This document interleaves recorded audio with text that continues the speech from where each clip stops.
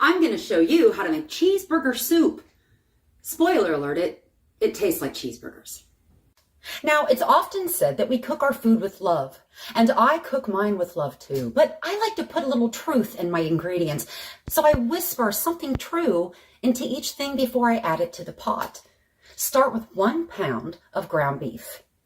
There are only 2 genders. And after the beef is browned and drained, we will add our terrific trifecta, the mirepoix, as I believe it is pronounced, celery, onions, and shredded carrots, about a cup each, and we will cook those until they are soft over medium heat. Taxation is theft. Next, we're going to add 4 cubed potatoes and 3 cups of chicken stock. Now, I'm using Yukon Golds, so I'm not peeling them because the skin of a Yukon Gold is nice and thin, but if you're using an Idaho or a russet, you might want to peel them first before you cube them. I've got my potatoes pre-chopped and in the broth because it's just easier than doing the water thing. Pineapple is good on pizza. Boil your potatoes in the broth for about 15 minutes. Next, we're going to add a cup and a half of whole milk. Seinfeld is better than Friends. 1 pound of processed American cheese, cubed. Climate change is about control. 3/4 teaspoon of salt and 1/4 teaspoon of pepper. Bicyclists don't belong on the roads. Cook and stir until your cheese has melted completely. Our last ingredient is 1/4 cup of sour cream, full fat. Turn the heat off and stir it in. Abortion is murder. Look how pretty and thick and yummy. Cheesy. She's a beaut. Rigged election.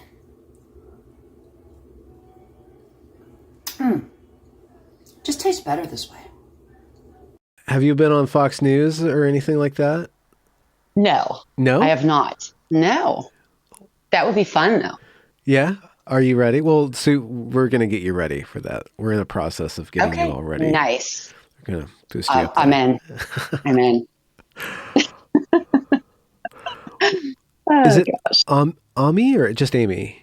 Just Amy. You know, the song, Amy, what you want? So I was named after that spelling. Oh, really? It's also French for friend. So. Amie. Amie. Do you have a lot of friends? No, I don't. No. Okay. I don't. Welcome to the On club. Twitter, I do. On Yeah, there Twitter, we go. I do. Yeah. The fake friends. Right. Although they seem better than people in real life, so I don't know. Without doxing yourself, and any question I ask, you can arrange in a way that preserves your privacy. Okay. But what area of America are you in? Generally, just so I understand. Georgia. Okay. Georgia. But I'm from Ohio. I'm an Ohioan. Okay. Yes. Yeah. So you're trying to get my accent? Well, just your just cultural reference of where you grew up. Big city, small city. Ohio. Big cities, small. Farm community. Yeah. London, rural. Ohio. Mm-hmm. Very rural. Yeah. I'm sorry. Siri, it just turned on for some reason. Stop. Leave me alone. No. Yeah. Go away, Siri. Can't stand her. I don't know. Android. I use Android, so I don't have a Siri. You have a Google, Bixby, though. I believe they call it. Yeah, I got a Google. Yeah. Can't get away My from brother, when I go to visit him, he's got Alexa everywhere. He's a computer scientist, so he knows how to do all this crazy stuff. She's turning the lights on, turning them down. And I feel like I need to whisper when I go to visit my brother. You know. Well, they're always listening. They are. It's like that movie with the mom from, oh my gosh, Married with Children. Remember that? Christina Applegate? The mom, the redhead. You know, cigarette in the salad when she's tossing it. What's her name? Anyway, there was this movie 15 years ago about the smart house, and it was her voice or something. Anyway, I feel like I'm in that when I'm at my brother's house. So, yeah. Are you a techie yourself? No. No, he went that direction. Which direction did you go? Words and mothering children and baking and cooking. Yeah. And raising a little hell. Yeah. What kind of words and like did you study French literature in college or something? Oh no, I didn't go to college. No, no. I got pregnant at 17 and dropped out. I have a GED though. Oh, Most people don't know that about me. that you, Yes, you can work at Starbucks. I can. There you go. Huh. Uh, That's early. That's early start to motherhood. yeah, yeah, it was. What Yeah. was that for you? Was that a big? I mean, I know it's a big Well, event and stuff, but it was a very big event. It was the result of a sexual assault, and oh, I kept him. And so that's kind of one of the things about me, is like I kept the baby despite the sexual assault, and I'm pro-life.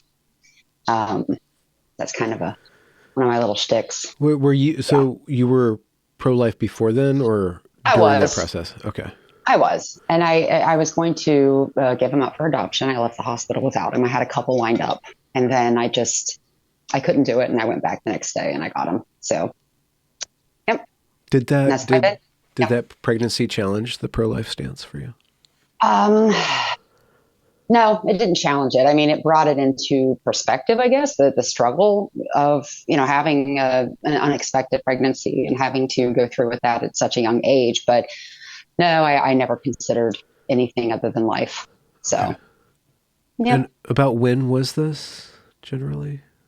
He was born in 98. It happened in 97. Okay. Yeah. Hmm. Did you have access to like resources on a psychological level or a church group maybe to deal with the Well, psychological funny impact? thing is, I grew up in a very legalistic church. And so okay, here's the backstory. When Yeah. I was 15, I went to church camp every year from age 8 until 16.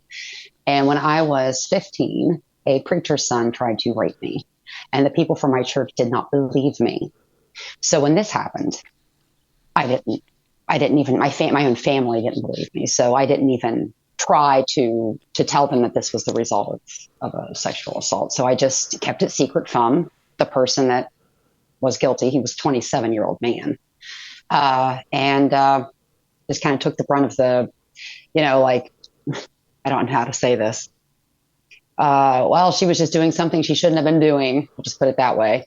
And so this is the result. And so I just kind of took that and went with it, and I mean, when somebody tells you at 15 that you are kind of, they make you feel worthless. You kind of go, okay. And so to be honest, I was hanging around with people that I shouldn't have been hanging around with, people who were older than me. And so I was in a situation that put me there, not that I'm saying I asked What for were it or you anything. hanging out at pool halls on the bad side of town? No, it wasn't pool halls. It was with a bunch of really rough older hillbillies. Oh, Just put really? it that way. Yeah. Okay. Yeah. So, yeah. And okay, so you were pro-life, but the way that the church treated you when you're 15 with that first They event. were, oh my gosh, it was horrible. They were going through. So this kid he was 18, about to go into the Marines. And he was the son of the pastor who was preaching at that night's service at church camp. And so the little event happened, and I told the people from my church who were at camp that year what had happened. And the next day, they were going through my belongings. We stayed on a Christian college campus, and it was like a dormitory. They were going through my things in the dorm room to try to find, I guess, evidence that proved that I was maybe the aggressor or making something up. Or it was horrible, Huh. horrible. And my own family didn't even, stand up for me. So that's, I see tweets sometimes that say, what's the one thing in your life that changed you? And I think that probably is the one thing. I felt completely betrayed, Yeah. so And yeah, isolated too, if your family and your community yeah, are both. right. So Exactly. where does a 15-year-old girl, where does 15-year-old you, how do you adapt to that socially or intellectually or? Well, I think I didn't know my father growing up. So there were already some issues there. You know what I mean? Some insecurity issues and all that stuff. So Mhm. when the only people that I had to turn to treated me that way, I think I just decided at that point that I was done trying to be good or to measure up. And so I just decided to start having, fun and started running around and hanging out with people who were bad influences at the time. Hmm. And then that Hillbillies? happened. Yeah. Oh, yeah. Oh, Like yeah. what? Like moonshine, banjo? Like Uh, what kind of? More like let's egg this person's house. I Oh, never really cared ruffians. for. I never cared for drugs, but they were doing them. Okay. Yeah. So that kind of thing, Okay. Thank God I did have a Christian background to kind of keep me somewhat grounded, so I didn't go completely off the ledge with the rest of them. But yeah, and Yeah. they have gone off the ledge. Yeah. That's one of the slipperiest slopes around is criminal youth Yes. So behavior yes. and drugs and buying into that whole identity. I mean, even as an identity, like the end game of that, you never think of because there is no end game. It's just let's get life over with as soon as possible. Right. Yes. Absolutely. Yep. So your faith, there's a thread there, like because being kind of basically betrayed by everybody when you're 15. So how do you wrestle with the faith part of it, or how did you keep that with you to keep you? I think it actually drew me closer to God because those were people. People are fallible. They are not God. They are not my relationship with God. Do you know what I mean? And Yeah. I think at a young age, I just had to come to terms with the fact that these people who were supposed to be my number ones in my life, but they were still people. Like I'm a person and I was making mistakes and they had let me down. And it probably did draw me a little closer to God. So, So there yeah. was a reality to what we call God to you that preceded Yes. this Yes. test. It became very real. He became very real after that. Yeah. How I'm really interested in when people have faith, like what causes them to know the truth of that? Like how do you know the truth of that? Uh, that's actually a really deep question. We can go Well, back in the kitchen. We can I, start talking about hash browns if you want. yeah, okay. Or just All treat right. me like hash So, browns. Just whisper your so, truth and to me. I'll so, do back. well, when you ask me a question like that, what I want to do is I want to give you sort of a fleshy response, like something that we can detect with our five senses, and I really can't. I just, I just know. Now, why did it bring me closer to God? It brought me closer to God because he was the only person I had to turn to. There's a quote by Abraham Lincoln, something about finding himself on his knees when he had nowhere else to go. And I had nowhere else to go. I had been abandoned by all of my earthly comforts at that point. But thank God, literally, I knew what was right. And I had a heavenly father and I knew where to go. And I did. And I went to him. And it definitely made my relationship with him stronger and more real. It made him more real to me because I was I was put out by these people.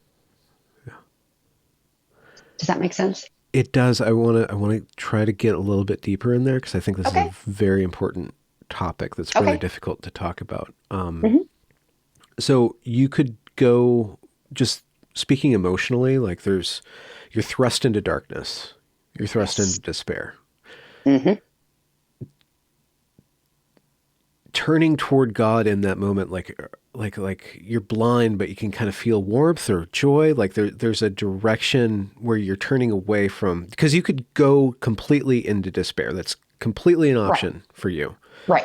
But there's Right. something about that where you sense that there's another place to put your Mm-hmm. attention that's kind of Right. the direction of what we call God. Yeah. The Holy Spirit I believe, guided me to what I Yeah. mean. Because although I did make some questionable choices after that first incident, like I said, I could have gone completely off the ledge, Yeah. and I didn't. I didn't because I had God, and like you said, warmth. That's actually a really good way to describe what it's like. It is. It's like a warmth, a comfort. It's something a familiar thing, and it was familiar to me, and so I that's what I ran to. Yeah. Yep. So when you said that your brother went in the direction of computer science and you went in the direction of words and children, you meant the Children, word. no. Yeah. You meant like logos when you Yeah, yeah. Well, no, I mean he's more of the math brain, and I'm more of the words and the grammar and all that stuff. Yeah. Yeah. So, yeah. So at 17, you're a single mom. Yes. What do you do? This is 2002 or so. It's like the That was dot-com bubble is 98. burst. Okay, this is the 98. Okay. Yeah. So the born in 98. dot-com bubble hasn't even burst yet. We're still in the Clintonian era of America. Where do you go? What do you... Well, I got a job, a couple, and I did end up at a computer repair shop. I was the receptionist where one side handled repairs and one side actually sold computers. So I was kind of in the middle of those two. You said Clintonian. That's funny. I did receive one welfare check, and that was it, because Clinton had just made it so that if you got assistance, you had to name the father. And I was not going to name the father. I did not want him to know or be involved at all. So did anybody know? Did you keep that completely to yourself? What had actually happened? I had a best friend that I told. Yeah. And then it just didn't seem like there was any point, because I told them before, you know what I mean? And they shot me down, and that hurt. Oh God. That was awful. You know what I mean? Yeah. It was terrible. So at this point I was like, well, I'm going to keep him, and I'm just going to try to make this as normal as possible, for him. So yeah. Little boy. Yeah. Mm-hmm. Right. Yep. I'm sorry to ask this, and please don't answer it. It's just where my curiosity is going. It's like, what's the process of loving a child that comes from? It was hard. I went through some postpartum depression after I had him. And I did have trouble bonding with him because of probably the postpartum and the way that he came to be. But you don't, and this is something I like to talk about a lot. Sometimes moms don't feel that bond right away, and fathers too, and that's okay if that happens, because I think it makes people freak out sometimes. It took a while, I'd say probably about a year before I felt what I wanted to feel. Okay. But it did have an effect on the very beginning of our relationship. But you fell in love, or you grew to love him? Of course. Yep. What was the turning point? Was there a moment where you felt the warmth between you two? I remember probably when he was about 10, 11 months old, seeing my eyes when I looked at him. And I think that was kind of a turning point. It kind of softened my heart a little bit. And it was like, oh, this is me. It's not him. Yeah. This is me. Do you know what I mean?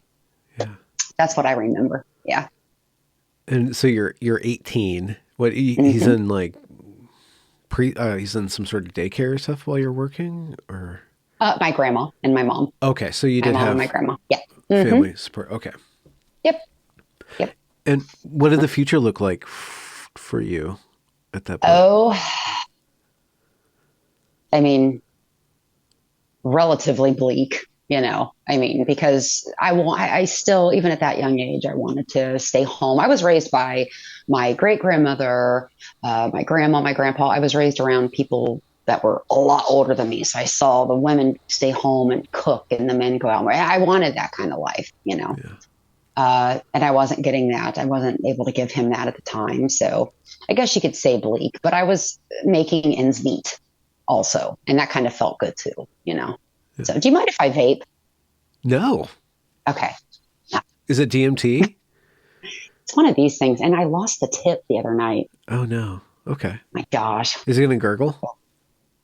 Let's hear it. Let's see. Are you going to do some like super cloud stuff? I can't do tricks. It's just because I'm a dirty nicotine addict.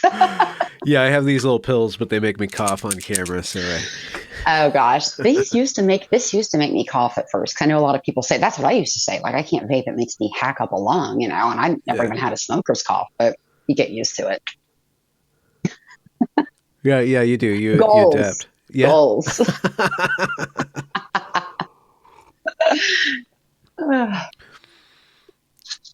So what's the turning point of this 18-year-old girl, bleak future? You just struggle for a few years, find an I opportunity. I struggled for a little while. I did meet someone and fall in love, and I got married when I was 19, Oh, okay. and that lasted for about a year because we were both kids. So my Yeah. second daughter was born in that marriage. And I was working through that time for that computer company that I mentioned. And then we got divorced and I met the person that I was married to for 20 years. And I had three more children with him. I was a stay-at-home mom during this time, and he was an addict. And we had a successful business, and we had a Mm. place in the community and a nice home in the historical district and all this stuff. And kids were all in school, parochial school, and when they weren't being homeschooled. And then one day I was just like, I can't do this anymore. And so after 20 years, that was done. And here I am. I'm kind of Okay. like a housewife with her stay-at-home mom with like, what do you do now? I'm waiting on grandkids. That's what I keep telling my kids. I'm waiting Okay. on grandkids. It's like a kind of a female version of Job. Yeah, Like you know that. what's funny about that is that I used to actually say to God, I don't want to be Job. My youngest son Solomon, he was diagnosed with cancer in January of 2014. He had a very rare kind of. I know. When I tell people my story, I feel like it sounds fake. Sounds like a Are Coen you Brothers serious? movie or something. Exactly. So we went through, it's called Ewing's sarcoma, and it was in his jaw. And Sully was born, he had a stroke when he was born. So already his left arm and leg don't really work like they're supposed to. So then when the cancer hit, it was like, oh my gosh. Because typically with Ewing's, you have to cut a limb off. It's typically spread somewhere and you have to cut a limb off. Thank God with Sully, it had not spread. So he had chemo and he had surgery that removed the jawbone and replaced it with his fibula bone from his leg. And then we found out in November of 2015 that the chemo from that had given him leukemia. So then he had to go through a bone marrow transplant and all that. He's good now, though. Sully is 18 and he is cancer free and doing very well. But yeah, Where does that the happened. bone come from for the transplant? The fibula. He has an Okay. awesome scar along his leg. Looks like a football. For both the jaw replacement and then the Yeah, well, that's here. That star's leukemia. here, but Okay. the leukemia was just the bone marrow transplant. Okay. Yeah, no So surgery required.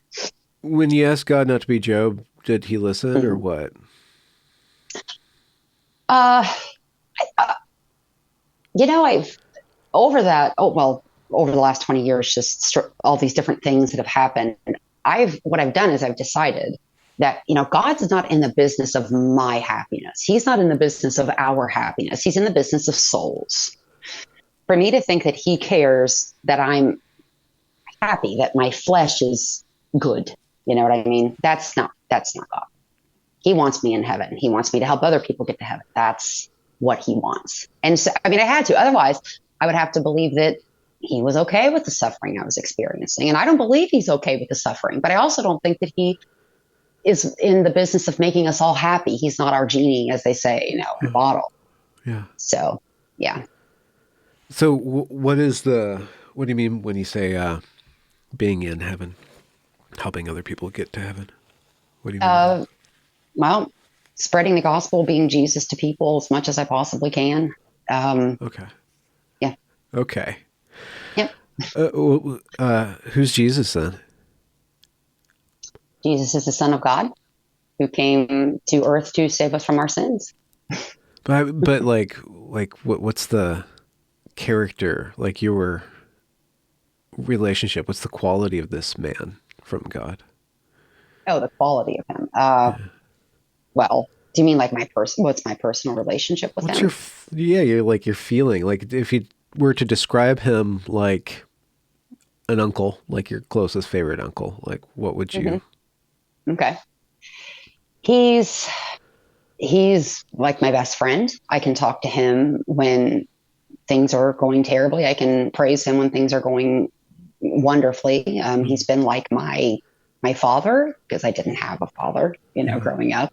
So he's sort of served that purpose for me too. He's my soft place to go when there's no other soft place for me to go, and that's happened a lot. He's he's Jesus. He's my everything. He really is. Does God have a sense of humor? Yes. Yeah. Yes, he does. Oh gosh. Of course. I mean, how could he not? Jeez.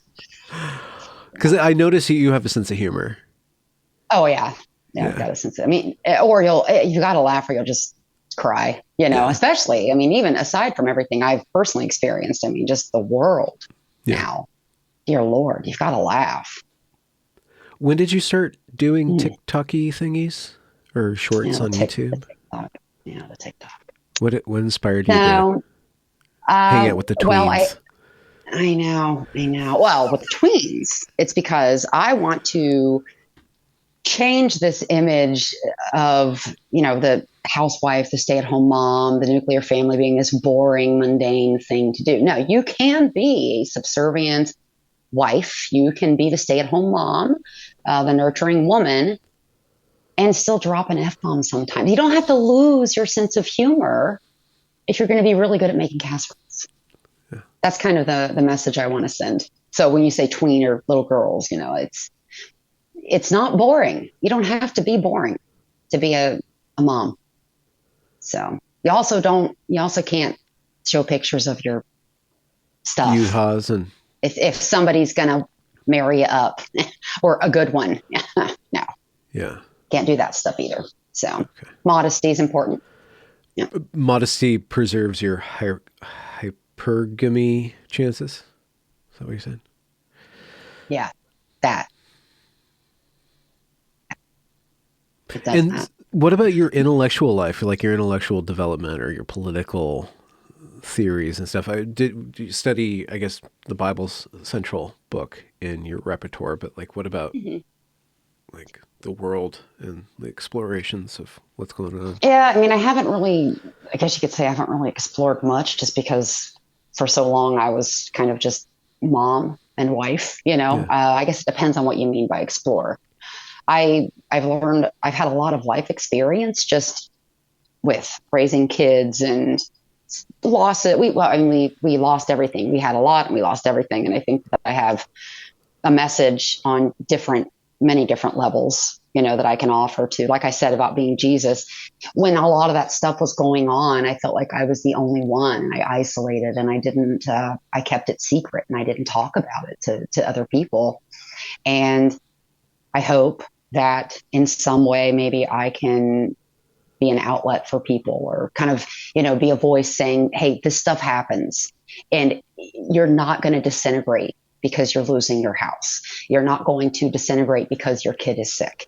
It's not your end. Life does go on after this. Yeah. So, Yeah.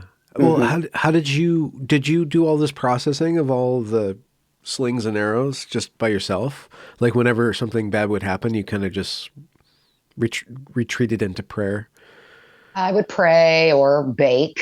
I like to bake. I would Oh, bake bread. Making bread's very kind of cathartic. You get to knead the dough and, baking and the then chaos away. it's rewarding to the smell of the bread in the house, the fruit of your labor. I mean, bread takes several hours to do. So it was fun. I painted a little bit. I did that. I did a lot of stuff around the house. Like I was kind of the only one, you know what I mean? So I was doing all the hanging and the painting in the house. And so I just kind of dug my heels in and kept busy, I guess. Yeah. Well, Yeah. what about Yeah. community? What did you end up finding a church that resonated with you, or? I did. So it was kind of funny because my husband was Catholic. Four of my five kids are Catholics. So I would go to mass with him, but I wasn't getting communion. I wasn't really involved. Do you know what I mean? Eventually, though, I did find a home church, and there were a couple of Christmases. I didn't tell a lot of people what was going on because we had a business, and it was a flooring business, and nobody wants some drug addicts carpet crews coming into their home. So I kind of kept it a secret so that we could keep ourselves above water, essentially. But I did let the pastor at that church know, and there were 2 Christmases when they helped us with Christmas gifts for the kids, and so that helped. But there just weren't a lot of people in our circle who were who could really relate to, it was the icky side of life that was happening in our life. So no, I really didn't reach out that much beyond like my mom, and my brother a little bit. He's 10 years younger. So he was, but yeah, didn't do a lot of reaching out. Just kind of, like I said, baked a lot, cleaned a lot, painted a lot, kept busy and prayed a lot. Yeah. So, what? And I homeschooling, that helped. Yeah. That kept me busy too. What ages were you? They were, well, let's see. I did 1st, 2nd, 3rd, all the way through 8th grade for 3 of the kids. I have 5. So for Etta, Lydia, and Solomon, it was 1st grade through 8th grade. And I mean, we took our schooling books, and they were on Solly's bed when he was getting chemo in the hospital, and we were doing school right there in the room. I mean, we were pretty hardcore about it there for a few years. So yeah. They're all, I guess, in between 14 and 24. It sounds like. We've got 17 to 24. Yeah. Okay, so they're all almost in or beyond college. Yep. Oh wow. Okay. Yep. Hence the waiting for the grandma thing kicking in. Yes. I'm waiting. I love babies. It's a lot to process, but it seems like a necessary niche topic to speak about being married to an addict. Like, what is the particular struggles to that particular wisdom that you've learned? I wonder, have you processed that to a place where you kind of have like a story to tell around that, or wisdom? Yeah. I mean, well, one of the biggest things I've taken away, like I said, is that you're not going to disintegrate. You're going to be okay, because that was the thing. So many times it was like normal had been established. And then that rug was pulled out over and over and over again. And every time it got a little worse. And when like the biggest of the big happened, which was losing her home and essentially having to move into a shanty house, that's when I really felt like how can we survive? This isn't what we know. This isn't our life, but we did, and we made it. And in the throes of that, my youngest son was going through cancer treatments. And I mean, it was just like everything all at once. Yeah. And, but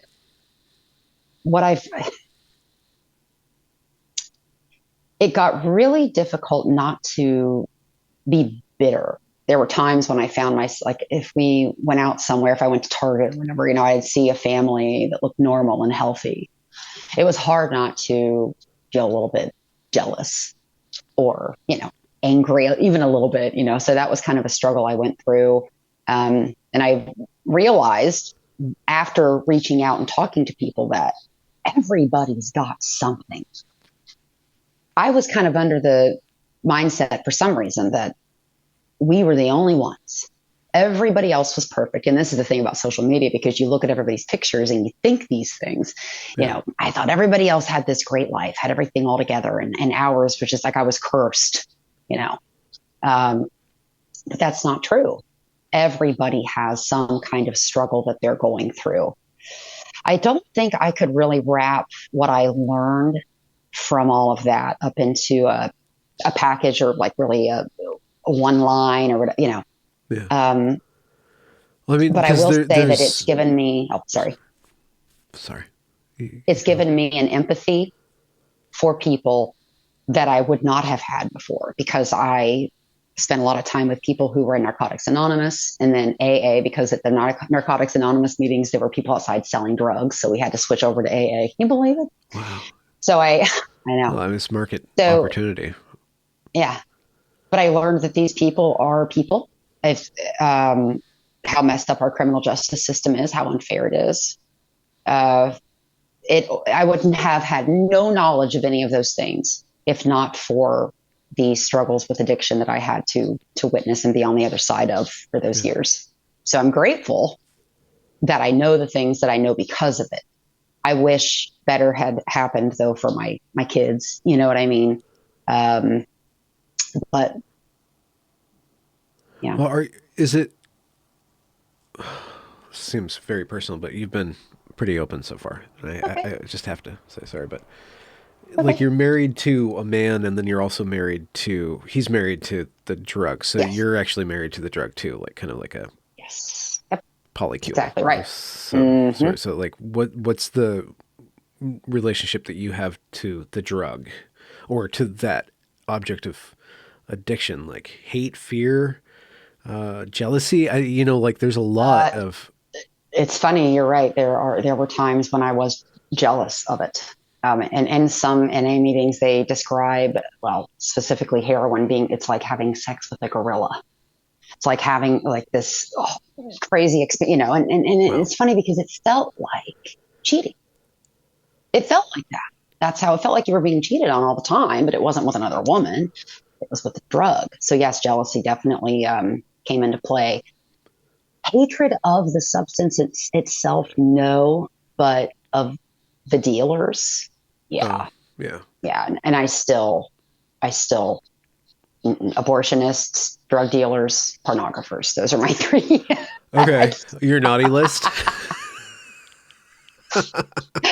Yes, those three. So, yeah. So you have some spicy opinions, know. And I know it's kind of like a comedy routine that you do on YouTube with like the women belongs in the kitchen kind of thing, kind of this libertarian kind of thing. And it's funny because does she's saying that? I know she's being spicy. She probably believes it though, but does she though?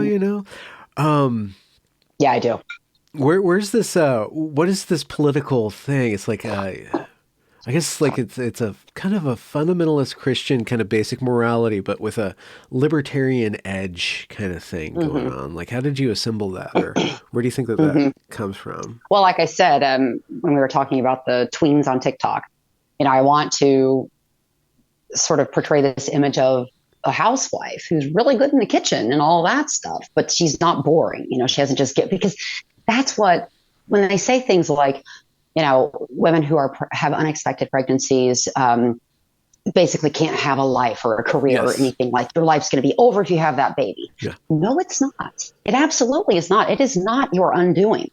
You can still be you. You can still be the girl that you want to be and be silly and have fun and do all those things. A baby does not mean the end of your life. So there's the first one. But I think the nuclear family is our foundation. It's the foundation of every society, right?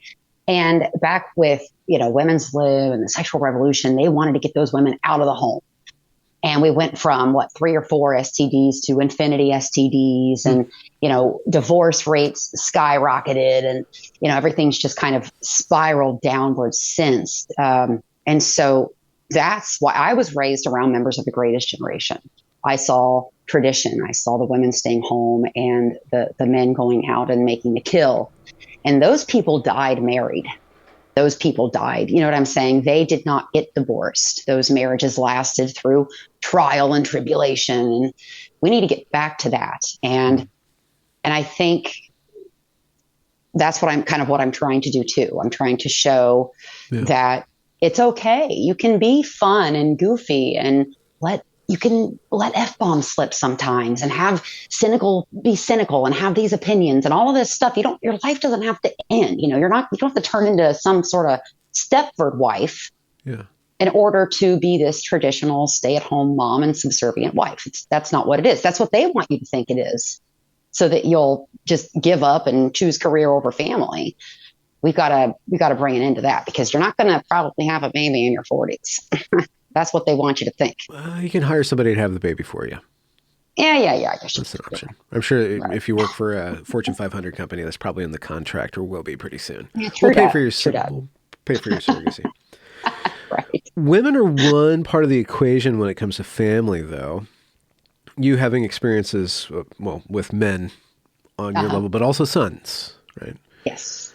What do men need? What do you think that men, or what have you tried to inculcate into your boys about being a good half for girls, for women who want to raise families? Like, what's the requirement for the men? It's their job to make the kill. It's the woman's job to make the home soft and warm. So I've always tried to instill in my boys that they should try to be as fearless as possible. You know, it's okay to be weak and to cry and all that stuff sometimes, but they need to be fearless. If they want to hook a good woman, they have to be masculine. And that's something in this country right now that we are just trying to shoot down. Okay. Masculinity, you know. What is masculine? Well, okay. Go on. I'm going to come back to that. Masculinity is the desire to care for, in my opinion, the desire to be a beast, to be an absolute, have the monster inside, but be able to control it. And to want to care for those who are weaker than you are. To me, that's what masculinity is. And that's what I've tried to show or instill in my boys. And I had to kind of do that over time, just because. Yeah. What did you go and rent a pit bull and for like some extracurricular homeschool activity, lock them in a cage? I did that. And I did. I'm just kidding. No. You just like drop them in the wilderness with like a penknife and like a roll of duct tape and say, we'll see you in 7 days. That's what we did. I gave him a backpack. I think I gave him a set of matches and a knife. Yeah. Swiss Army, though. Swiss Army. So they were good. They could cut their fingernails. Right. Exactly. That's what matters. Boil them down, make some kind of soup. But men need that. You're saying that it's a dangerous thing. I think that one of the reasons why masculinity has been so ground down and under assault in our era in our country is, well, there's a couple of things. One, it's not easy to control. I guess it comes down, it's not easy to control a populace of men who are protecting their own and guarding against the homogenization of everything, and the state becoming the parent, the mother and the father, right? So if you have a bunch of independent men, strong men who are drawing lines around their family, then that's a threat to the power of the be. But also in public schools, they are not adapted to male typical energy, male typical attention span. It's been pathologized for like 20 years now as ADHD or ADD or whatever, or autism and stuff. Even autism, which is a diagnosis, and there's something real that needs to be dealt with and managed, but it's still a way of kind of tamping down that, masculine typical that instinct. Yeah. That's too bad. The ADHD stuff, my gosh. Yeah, a lot of that. And, well, my brother takes medication for ADHD. He's a brilliant mind. And sometimes he'll go off on the weekends and not take it so that he can just, work on his transmission and do this. And so I know exactly what you're saying. You're exactly right. Yeah. Yep. Yep. It's awful. So what's the reaction been? When did you start your little channels? I started my first TikTok in 2020, and I got to almost 20,000, and then they axed me. What did you say? So then maybe you shouldn't say it on YouTube, because oh gosh, I think there were like 4 videos, and this is what happens. It's not what I said. People will report you for nudity. Obviously, there's no nudity in my videos, but they have robots taking in these complaints, and then they go whoop, boop, boop. And then even though I contest and then they restore my video, it still counts as a spot against me. And right now I have in red letters on my page, account warning, people have reported me for nudity. For nudity? So, yeah. Why? Because you all peel the chicken? nudity. Like, what do you Yeah. do? Like, what? Yeah, I think that might be what it is. Huh. Maybe that's what it is. Yeah, the defeathering. Maybe It looks to a robot just like a boob. It's like, oh, look. A little seductive there. Like, Yeah. Like a juicy chicken. Might be. This is explicit content here. It is. And what has the reaction delicious. been to your persona? Like, what are you finding on the other end coming back to you? It's been great. Yeah. That's what's funny. I really don't get a lot of what they call hate. I don't get a lot of messages where people, or even comments on the videos where people are upset with me or insulting me. There were, back in like 2019, I think I got 2 comments. One was commenting on the looks of my kitchen behind me. Like, oh boy, is that all you got? And then something about my eyebrows. Oh no, my forehead. That's what I get. I have a very large forehead, so I get 5 head a lot. And to which I reply, it's a 6 head. Come on. That's insulting. And it's because I've got a big brain. Like, yeah.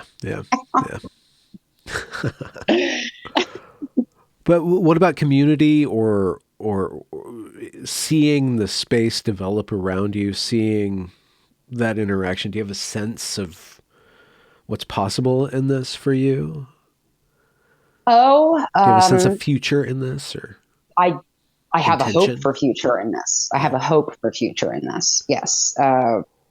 I would love to be, to be just brutally honest, I would love to be able to make a living changing lives. Diapers? Oh, making lives. People's lives better and making this better, improving this. I want to leave something behind when I go, something. I want to change something.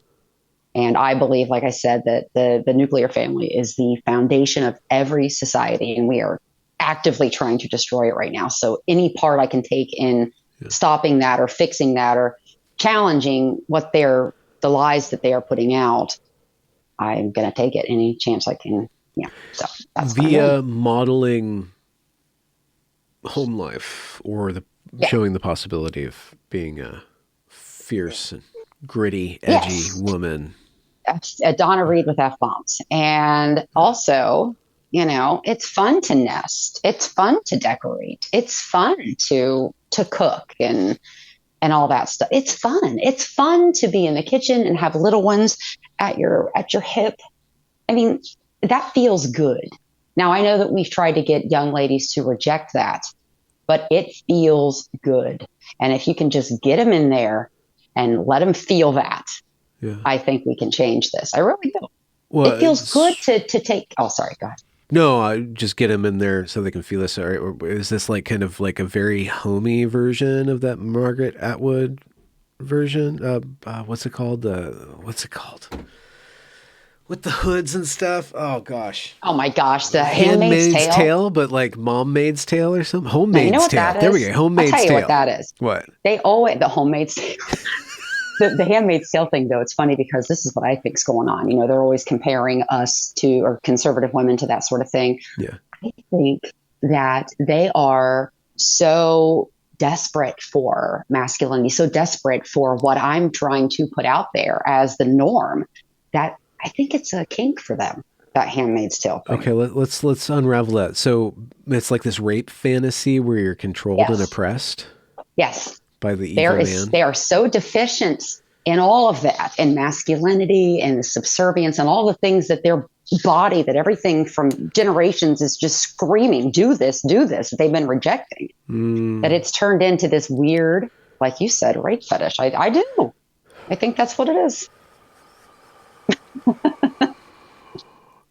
Spicy take. Subservience. What do you mean by that? You've dropped that a lot. What does that mean? Because you're not. It doesn't seem like you put up with that much shit. I mean, you've had to with your life and stuff, but being subservient doesn't mean not having a will, not having. Right. No. What does that mean? Being subservient means that, like I said, the man makes the kill and you make the house soft, right? Well, part of making the house soft is making it a nice, warm, welcoming place for him, not complaining about every little stupid thing, which it seems to be popular now.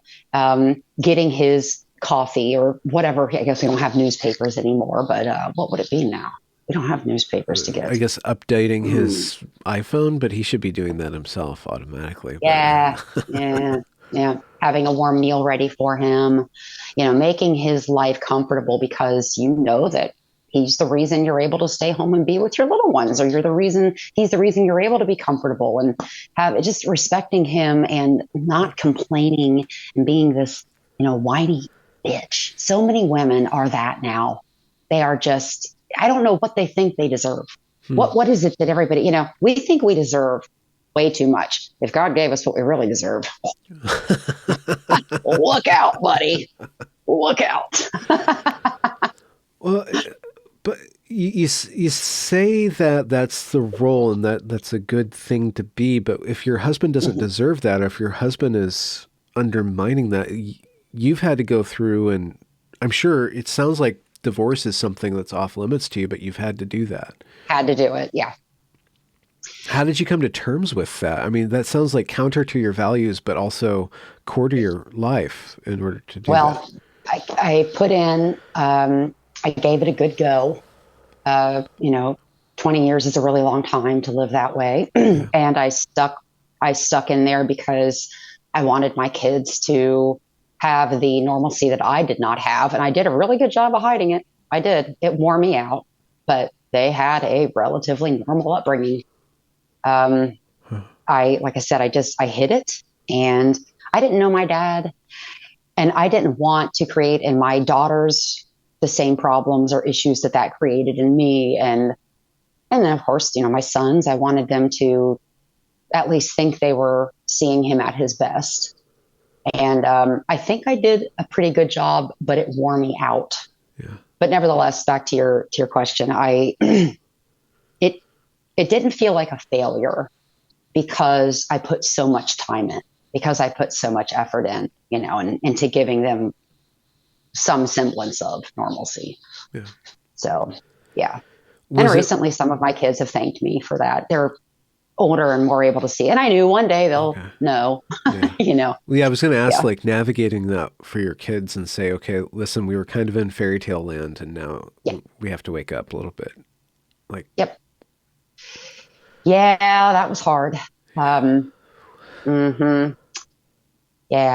because eventually their dad did go to jail a couple of times. We lost the business, and he had to stop payment on a couple of checks to some carpet distributors.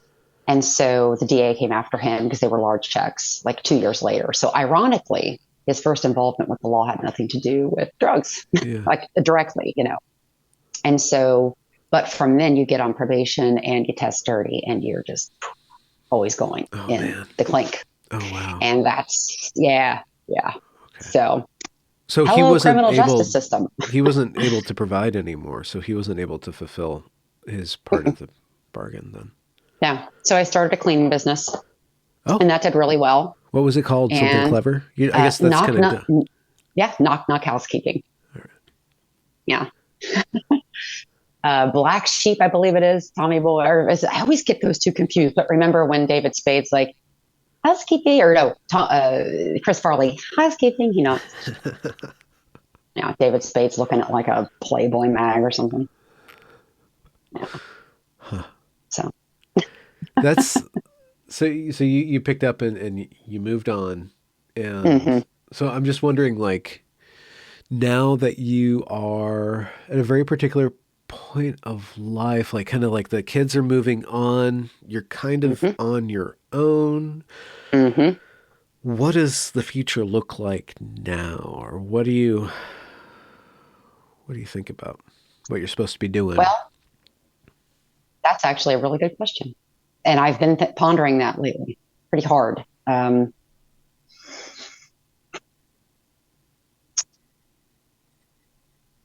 Like I said, I want to be able to make some sort of change or difference for the better but also make a living doing it.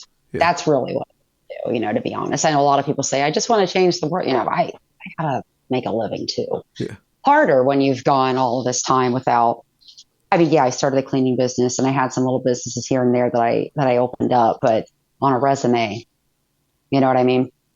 Doesn't look that good, but I can speak, I can articulate points, I can talk to people, and I'm hoping that I might write a cookbook. See, that's something I might do, because that they always say, do what you know. And I know food. So I know how to cook. Well, and actually, if you're going to be doing the social media, you got to have merch, and a cookbook's excellent merch because it's useful. Yes, people true. buy it. Yeah. Mm-hmm. Yeah. Have you done any speaking gigs yet, or has it just been social media?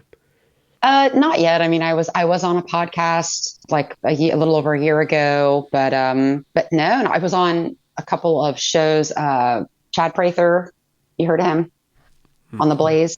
I was on 2 episodes of his show, but yeah, I really haven't done a whole lot. No, I want to do more. Yeah. I get nervous when I'm not. I get so nervous. That's my issue. Like even before we were going to speak, I'm like, yeah. No. I get super nervous too, but I know how to deal with other people's nerves. So I trust myself to melt people's nerves, but I don't trust anybody else to melt. That's exactly what you've done too. Yeah, it's been great. You're very good at that. I don't know how or where it came from, but I'm just thinking like, if you want to go to the next level, it's like getting involved in, or contacting other moms or hooking up with other women or church groups or something like that starts to address this broad topic of the nuclear family, and then start setting up an organization, or at least triangulating resources and stuff and getting people involved. And then through that, once you have a good set of people around you, then you can start doing events and stuff like that. Yeah, you're right. Have you organized anything like that? Like a I haven't. Or no, conference? I haven't. I'm still kind of just, yeah. I'm really at my infancy, I guess you could say, and whatever you want to call this. Yeah. So, but you're right. That's actually an excellent plan. That's how it would happen. Yeah. Yeah. And for your content, do you just think it up? Do you plan it out? What's the process? The creative process? The cooking videos, I do plan out, and sometimes I have to write the recipes first, and then, but for my other content, a lot of times I'm just kind of going about my day, and I'll either read something and, I'm like, oh, well, this is what I think, and then just record. Yeah. Yep. What do you think? What do you think you're thinking? I mean, what's your basic, I mean, I know we talked about the topic of the nuclear family and stuff, but like politically speaking, or like what grinds your gears or gets that spark going generally? As you watch yourself doing this. What grinds? A lot of things do. Yeah. The topic of abortion, life, that does, again, to the nuclear family, masculinity. Anytime that I see, men being sort of, chastised for just being men, or a lot of this trans stuff, because that's part of that too. That's kind of an attack on masculinity as well. Oh gosh, trans men and women's sports. I mean, there's a lot. Yeah. The conversation on the gender issue that I've dealt with for several years now, perennial topic at this point on my channel for one reason or another, but it's often framed as an attack on women. And I understand that, because mostly women are concerned with this, and I've interviewed a lot of women, but the angle of like, what is this saying about our society's view of men and the usefulness or worthlessness of men, and they're opting out of manhood now in the most drastic way imaginable. Absolutely. Whereas before they were kind of opting out of family with the MGTOW men going their own way movement, or the incel movement. They're kind of opting out of certain forms of masculinity. Now they're just trying to opt. What's that saying about what men are or not getting in life? Oh, well, men, they're not. I think a lot of it might have to do, first of all, with how they were raised. I think to an extent, maybe the male figure in their life, the same sex figure, is very important. I think we're seeing maybe a decline in there may not have been a man at all in their lives, and for a same sex figure that would make you not in touch with or in tune with what it is to be a man, may even make you loathe masculinity and manhood, in general. But I think that, like you were saying, this move for men to so easily just transition to women, it is a really profound statement about masculinity. It is another attack on masculinity. I mean, it's so easy to just say, I don't want to be a man anymore. Yeah, I'm going to be a woman now. Being a man is no good for me, especially if you're a white man. I think we're seeing more white men. Don't you think so?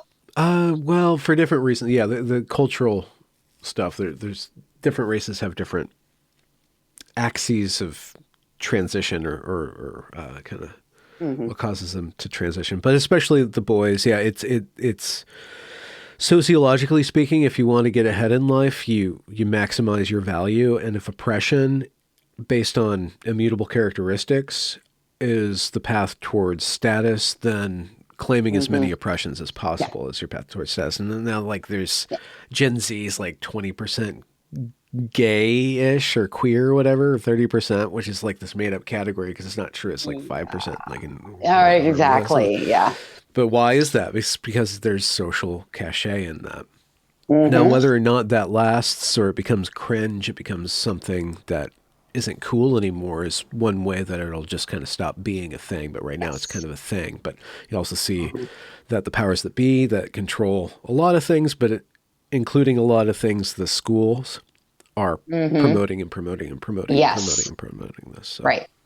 Yeah, it's trendy. Trans trenders. That's what I've heard. I've heard that phrase coined. I like that. That's perfect. That's exactly what's happening. Yeah. Well, you're I guess, elderly, geriatric millennial / Gen X. So the issues that we had growing up, I think we're very close to the same age, are different.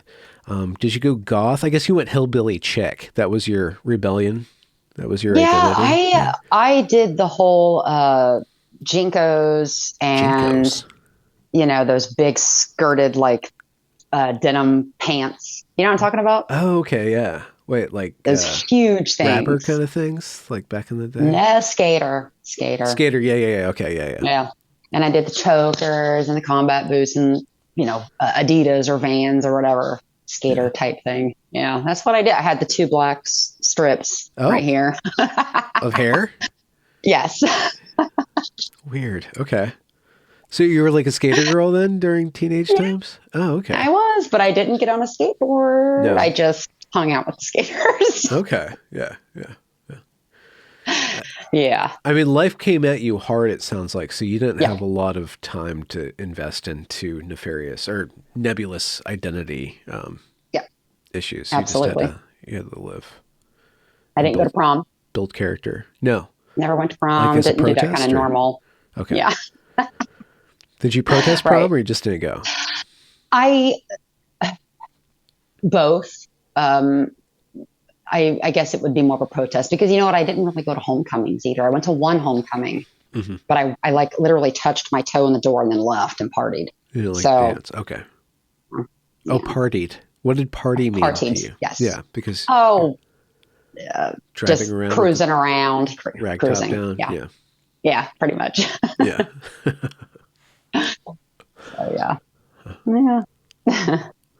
So where can people find you? I'll link it all in the description, but since this is a podcast, you have to say it out loud for us. Like Amie, everywhere, whether it be YouTube or Twitter or Instagram, I am Amie Whatserface, and that is WHATSERFACE. Yeah.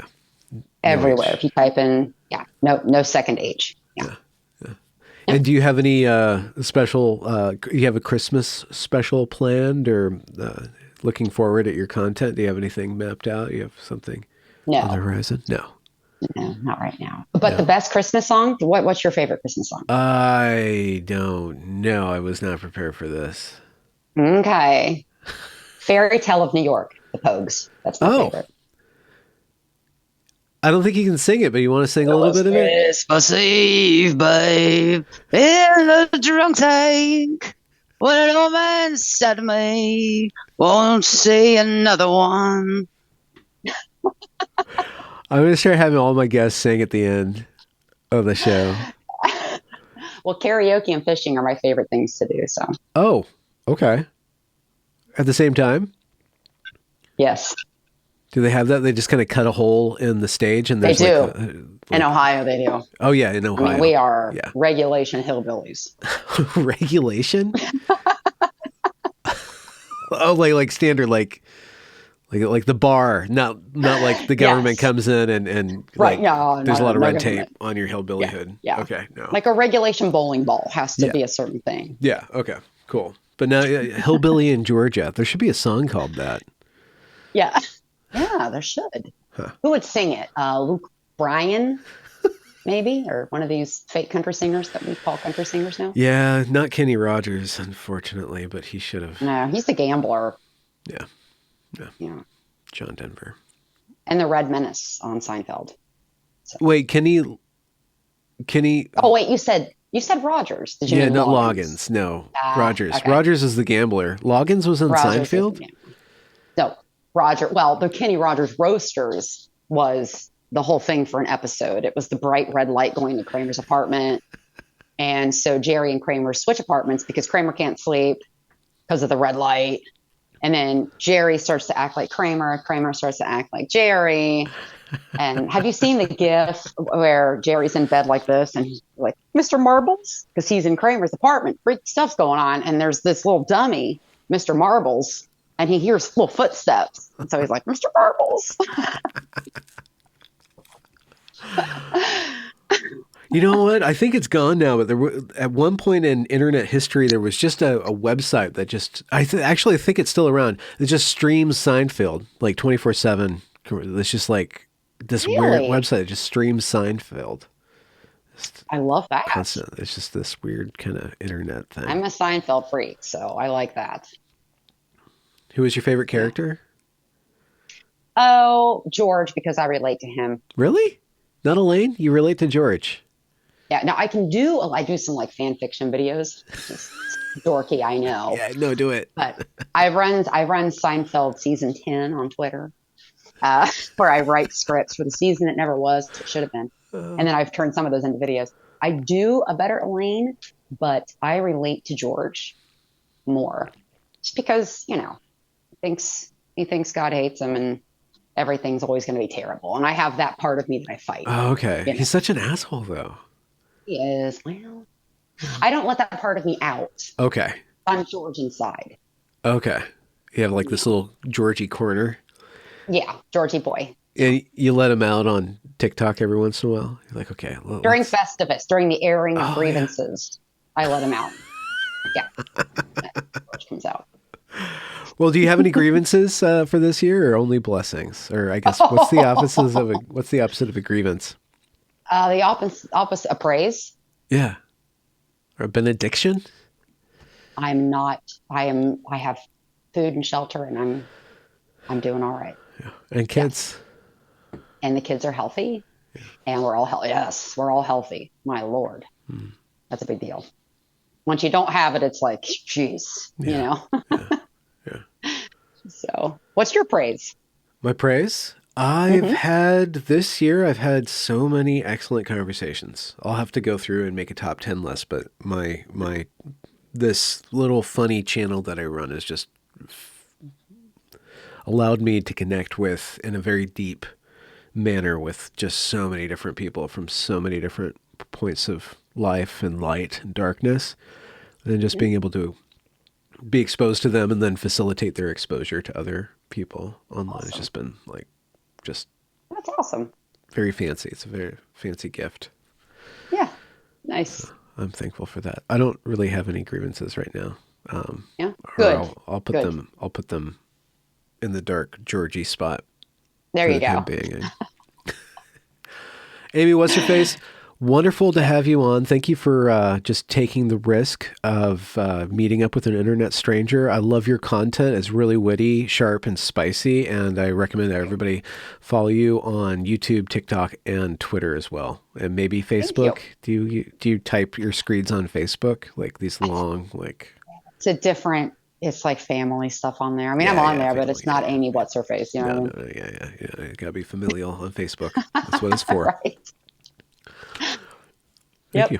Thank you so much for having me on. I've enjoyed this very much. My pleasure. Thank you.